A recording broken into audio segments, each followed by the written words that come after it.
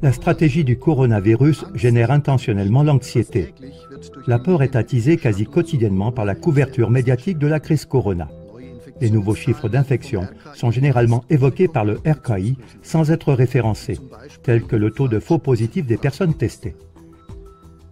Il n'est pas non plus mentionné qu'une infection, c'est-à-dire les particules virales détectées par un test de coronavirus, n'est pas la même que pour une maladie à Covid-19.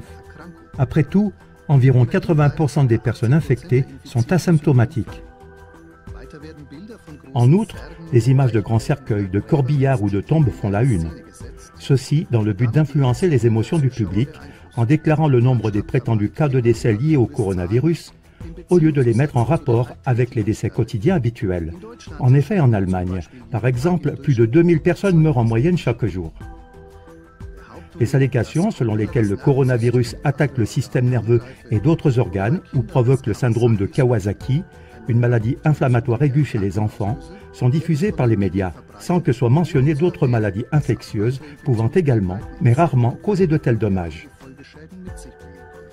Les médecins le savent, mais les médias n'en parlent presque jamais dans le contexte d'infections courantes de type grippal par exemple, de sorte que le citoyen a l'impression que ces dommages indirects sont nouveaux et que le coronavirus est donc particulièrement dangereux.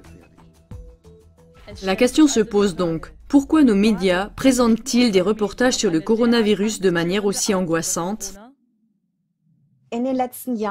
Ces dernières années, des rapports personnels émanant de la population et des études scientifiques publiées principalement par des médias alternatifs ont de plus en plus critiqué la pratique actuelle de la vaccination.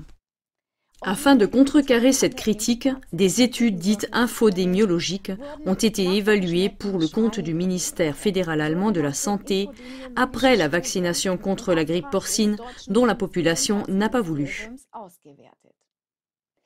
L'infodémiologie est une nouvelle branche de la science qui contrôle activement sur Internet les données et les informations sur la santé.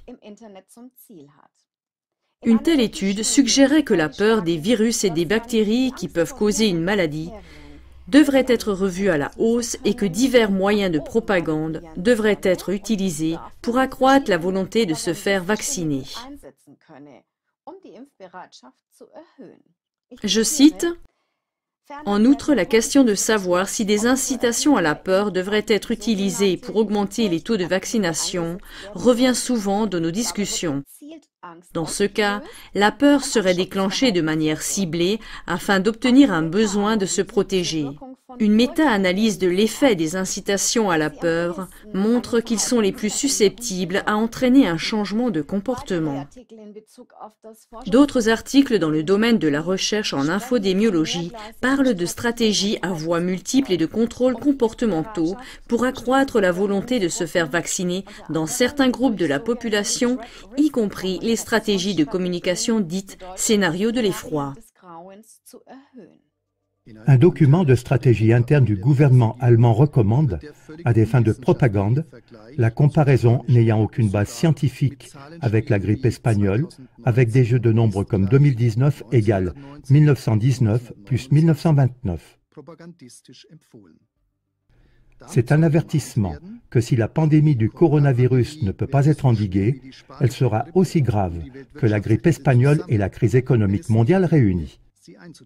Il recommande également d'attiser les peurs primitives, en mettant l'accent sur la mort par suffocation et en faisant craindre aux enfants, en tant que prétendus vecteurs d'infection, qu'ils pourraient être responsables de la mort de leurs grands-parents. Selon le document, c'est la seule façon d'appliquer de façon draconienne les restrictions à la liberté. Le professeur Drosten sait également comment provoquer des changements de comportement par la peur, et dans un entretien, il appelle cette stratégie psychologique « disease awareness », conscience de la maladie. Il aimerait voir Internet détoxifié, pour ainsi dire, en déclassant les chaînes et les sites des prétendus récidivistes, par exemple les critiques contre la vaccination et autres lanceurs d'alerte, afin qu'ils ne puissent pas être trouvés sur Internet ou seulement avec difficulté. En infodémiologie, ce type de censure est appelé surveillance active et fait partie de la gestion de la santé et des crises. La raison pour laquelle de tels moyens de propagande devraient être utilisés pour attiser la peur du coronavirus ne peut s'expliquer qu'en regardant les objectifs visés. Par exemple, l'UE a déjà commencé à élaborer une feuille de route pour la vaccination avant 2019, qui, outre la surveillance systématique du comportement et des attitudes de la population vis-à-vis de la vaccination, prévoit également l'introduction d'une carte de vaccination électronique. Voyez également les émissions suivantes, la vaccination pionnière de l'identification numérique mondiale et le plan perfide du Forum économique mondial 2020. CLA TV démontre ici comment ces développements conduisent à un contrôle du comportement qui menace l'humanité.